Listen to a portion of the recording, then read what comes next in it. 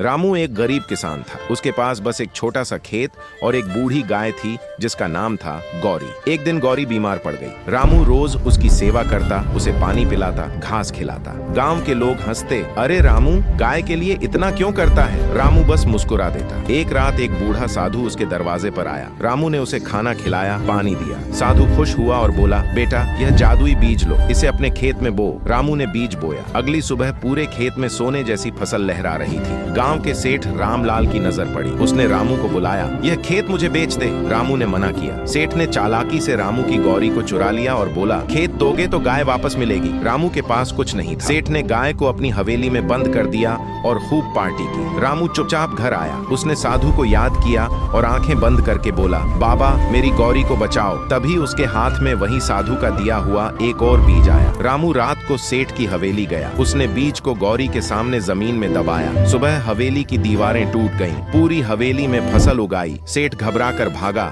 गाय बाहर निकल आई। गौरी दौड़ते हुए रामू के पास आई। रामू ने उसे गले लगाया और जोर जोर से रोया।